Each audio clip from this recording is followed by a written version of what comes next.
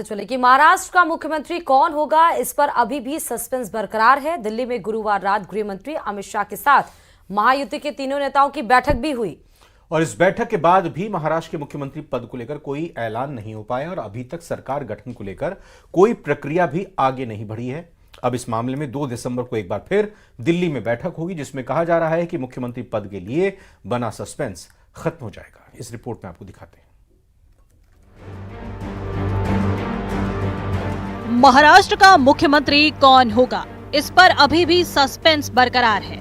दिल्ली में गुरुवार रात गृह मंत्री अमित शाह के साथ महायुति के तीनों नेताओं की बैठक के बाद भी महाराष्ट्र के मुख्यमंत्री पद को लेकर कोई ऐलान नहीं हो पाया है और अभी तक सरकार गठन को लेकर कोई प्रक्रिया भी आगे नहीं बढ़ी है।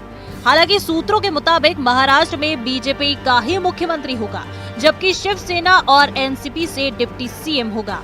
इसके साथ ही सूत्रों ने ये भी दावा किया है कि 2 दिसंबर को दिल्ली में एक बार फिर महायुति के नेताओं की बैठक होगी, जिसमें सरकार गठन पर आगे की चर्चा होगी और शपथ ग्रहण की तारीख फाइनल की जाएगी।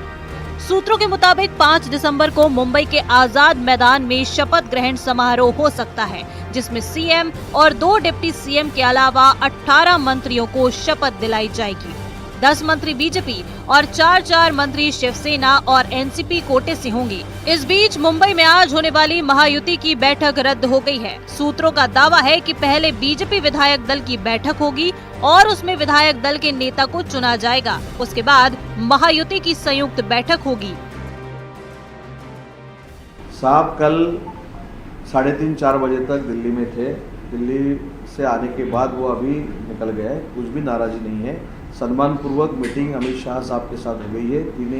तीन जो नेता है, देवेंद्र जी, अजीत दादा और हमारे नेता एकनाथ शिंदे साहब, वो भी मीटिंग को थे और अच्छी तरह से सम्मान पूर्वक मीटिंग होगी। कोई भी नाराजी एकनाथ शिंदे साहब के तरफ से नहीं है। आपने अपनी बात रखी है और इसके ऊपर हमें ऐसा लगता है 1 या 2 दिन में महायुति के जो एनडीए के जो वरिष्ठ नेता है माननीय अमित शाह साहब या जेपी नड्डा साहब, उनकी तरफ से इसके ऊपर सॉल्यूशन जल्दी ही निकलेगा।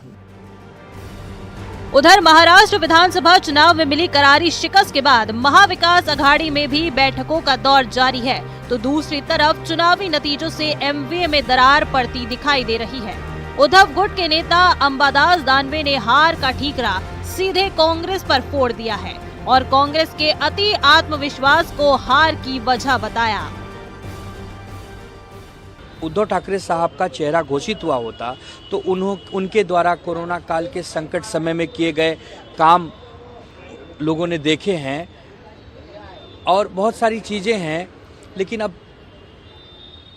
कांग्रेस को आत्मचिंतन करना चाहिए कि क्यों वो गलती कर बैठे, क्यों वो नहीं समझ पाए, क्यों वो चेहरा नहीं घोषित कर पाए। महाविनाश अघाड़ी के अंदर सिर्फ और सिर्फ आपसी कलह है।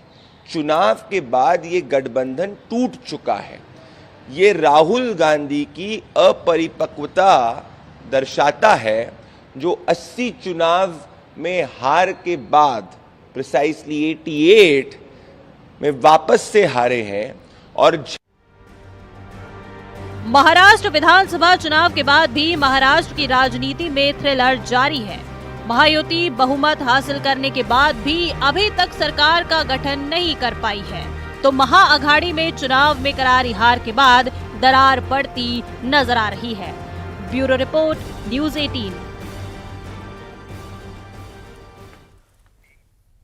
उत्तर प्रदेश के संभल में जामा